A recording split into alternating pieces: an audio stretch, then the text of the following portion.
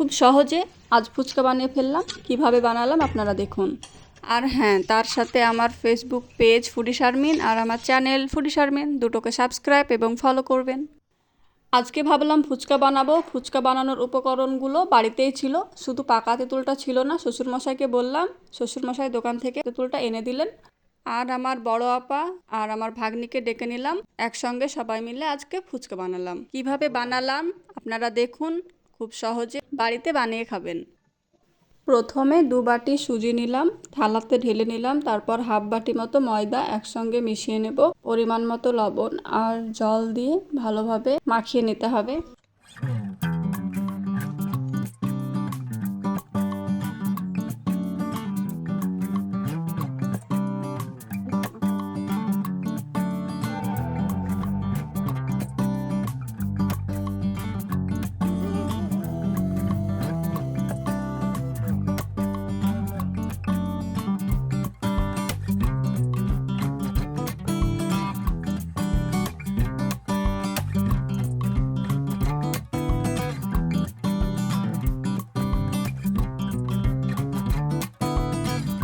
ফুচকার আটাটা মাখানো কমপ্লিট।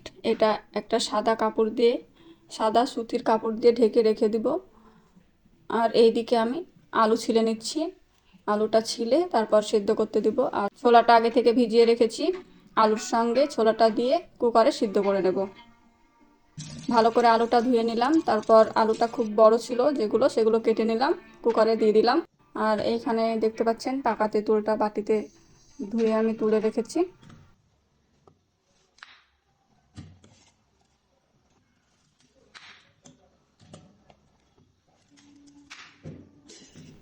তার সাথে কয়েকটা কাঁচা লঙ্কা দিয়ে দিলাম, ছোলা দিলাম। এবার পরিমাণ মতো জল দিয়ে সেদ্ধ করতে দেবো গ্যাসে।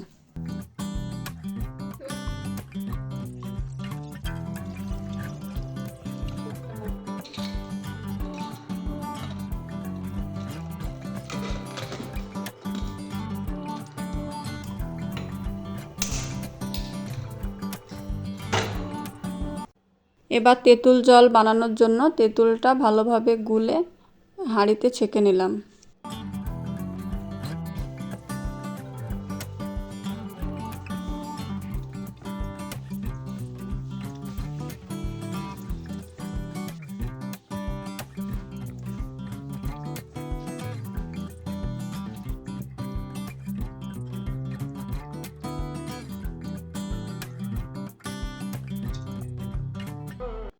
একটা পাতি লেবু কেটে নিলাম তেঁতুল জলে দেবার জন্য। এবার তেঁতুল জলে লবণ দিলাম পরিমাণ মতো, বিট লবণ দিলাম, ধনে গুঁড়ো দিলাম।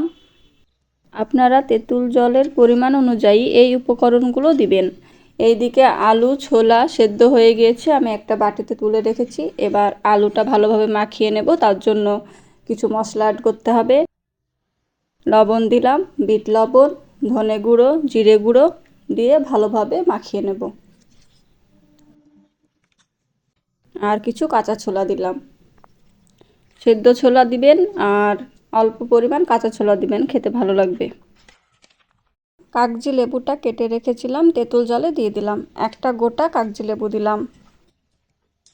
আমাদের শারমিন আক্তার, ওর একটা চ্যানেল আছে ফুডি শারমিন। তো পুরো ভিডিওটা দেখতে হলে ফুডি শারমিন চ্যানেলে চলে যাবেন এবং দেখবেন ফুচকার আলু। আমার ননদ আমার চ্যানেলটা প্রমোট করে দিলেন তার ফেসবুক প্রোফাইলে। তার প্রোফাইলের নাম বেনজির খাতুন, আপনারা ফলো করবেন। ফুচকার আলুটা কমপ্লিট হয়ে গেল। এবার আমি ফুচকা বানানোর জন্য এই আটাটা মেখে রেখেছিলাম, সেটা ছোট ছোট করে লেচি কেটে ফুচকাগুলো বানিয়ে ফেলবো।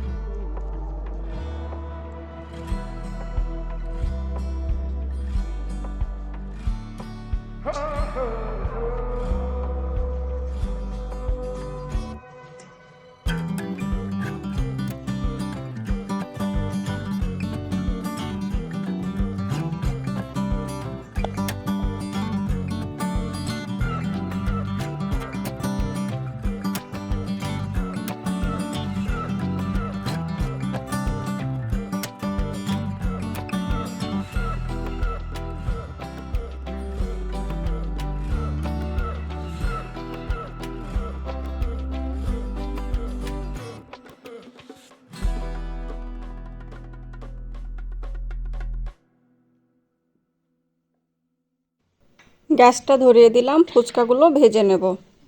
এতক্ষণ পর্যন্ত যারা যারা আমার ভিডিওটা দেখছেন তারা অবশ্যই আমার পেজটা ফলো এবং চ্যানেলটা সাবস্ক্রাইব করতে ভুলবেন না, তার সাথে একটা লাইক করে দিবেন। একে একে গরম তেলে ফুচকাগুলো ভেজে নেব। এই সেম পদ্ধতিতে আপনারা বাড়িতে বানিয়ে ফুচকা খাবেন। খুব টেস্টি হয়েছিল ফুচকাটা, আর খুব সহজে বানিয়ে ফেলবেন।